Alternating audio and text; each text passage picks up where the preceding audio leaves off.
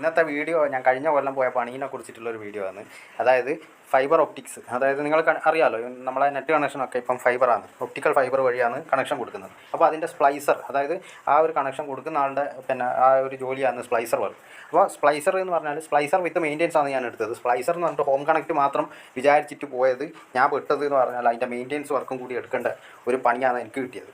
അപ്പോൾ മെയിൻ്റെനൻസ് എന്ന് പറഞ്ഞാൽ അത്യാവശ്യം അറിയണം. കാരണം എന്ന് പറഞ്ഞാൽ മെയിൻ്റെനൻസിൽ വരുന്നതെന്ന് പറഞ്ഞാൽ നമ്മൾ കേബിൾ കെട്ടേണ്ടത്, അതായത് പൊട്ടിപ്പോയ കേബിളൊക്കെ കെട്ടണം. അതേപോലെ തന്നെ എൻക്ലോഷറൊക്കെ ഫിറ്റ് ചെയ്യണം.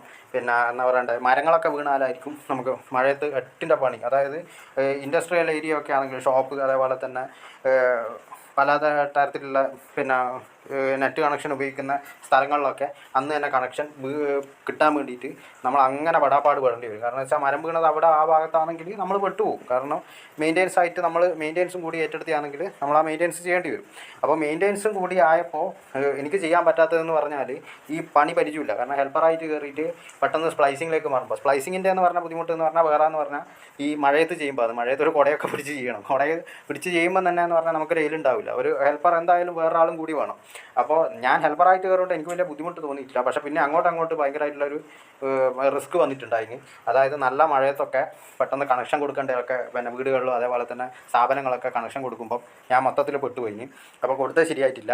അപ്പോൾ അത് എനിക്ക് ഉണ്ടായ അനുഭവമാണ് ഞാൻ പറയുന്നത്. അപ്പോൾ സ്പ്ലൈസിങ്ങിൻ്റെ എന്ന് പറഞ്ഞാൽ പിന്നെ ചെയ്യേണ്ടത് എന്ന് പറഞ്ഞാൽ ഒരു സ്ട്രിപ്പർ, അതേപോലെ തന്നെ ക്ലീവർ, അതായത് ഫൈബർ കട്ട് ചെയ്യുന്നതാണ് ക്ലീവർ.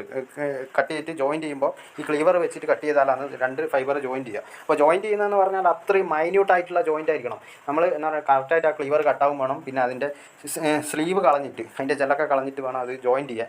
പിന്നെ അപ്പോൾ പിന്നെ സ്ട്രിപ്പർ വെച്ചിട്ടുള്ള ആ ഒരു മൈന്യൂട്ടായിട്ടുള്ള ആ ഒരു സ്ലീവ് കളയുന്നതൊക്കെ ഭയങ്കരമായിട്ട് നമുക്ക് അത്രയും ക്ഷമ വേണം. ക്ഷമയുണ്ടെങ്കിൽ ഈ പണിയിൽ നമുക്ക് മുന്നോട്ട് പോകാം. പക്ഷേ പകുതി മുക്കാൽ ആൾക്കാരുടെയും ക്ഷമ നശിച്ചു പോകുന്നതെന്ന് പറഞ്ഞാൽ നല്ല എന്താ പറയണ്ടേ, അത്രയും റിസ്ക്കുള്ള പണികളൊക്കെ എടുത്തിട്ട് പിന്നെ കണക്ഷൻ കൊടുക്കാൻ പറ്റാത്ത, അതായത് പിന്നെ എന്താ പറയണ്ടേ, നമ്മൾ ആ മെഷീനിൽ അത് ജോയിൻ ചെയ്യുന്ന സമയം തന്നെ പിന്നെ കട്ടായി പോകുന്നൊരവസ്ഥയൊക്കെ വരും. മഴയത്താണ് ഏറ്റവും കൂടുതൽ ബുദ്ധിമുട്ട്. ഞാൻ മഴ ടൈമിലേക്ക് കയറിയുണ്ട് എനിക്ക് അത്രയും ബുദ്ധിമുട്ട്. നമുക്ക് ചെയ്യാൻ പറ്റാത്തൊരവസ്ഥ വന്നു. പരിചയമില്ല, മുൻപരിചയമില്ലാത്തവർ കയറുമ്പോഴായിരിക്കും അതിന് കൂടുതൽ പ്രശ്നം വരിക. അതുകൊണ്ട് എന്ന് പറഞ്ഞാൽ സ്പ്ലൈസറായിട്ട് പിന്നെ എന്താ പറയണ്ടേ, നമ്മൾ ചെയ്യുന്നതാണ് കുഴപ്പമില്ല. ഹോം കണക്റ്റ് മാത്രമാണെങ്കിൽ, വീട്ടിൽ കണക്ഷൻ കൊടുക്കാൻ മാത്രമാണെങ്കിൽ വലിയ കുഴപ്പമില്ല, സ്ഥാപനങ്ങളിൽ മാത്രമാണെങ്കിൽ. പക്ഷേ എന്ന് വെച്ചാൽ കേബിളൊക്കെ പിന്നെ കേബിൾ കെട്ടുമ്പോൾ ശ്രദ്ധിക്കേണ്ടതെന്ന് പറഞ്ഞാൽ ഏണിയിലൊക്കെ കയറിയിട്ട് നമ്മളെ KCB പോസ്റ്റിലൊക്കെയാണ് വന്ന് കെട്ടുന്നത്.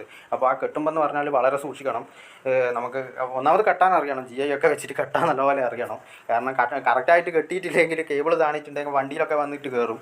പിന്നെ അറിയാമല്ലോ, ടൗണിലൊക്കെ കേബിൾ കെട്ടുന്നതാണെങ്കിൽ ഈ ഉച്ച ടൈമിലൊക്കെ പിന്നെ അർജൻറ്റായിട്ടുള്ള വർക്കുകളൊക്കെ ആണെങ്കിൽ ഇപ്പോൾ വാഹനങ്ങളുടെ തിരക്കും കാര്യങ്ങളൊക്കെ. ഇനിയിപ്പോൾ അങ്ങോട്ടൊക്കെ മഴയാണ്. അപ്പോൾ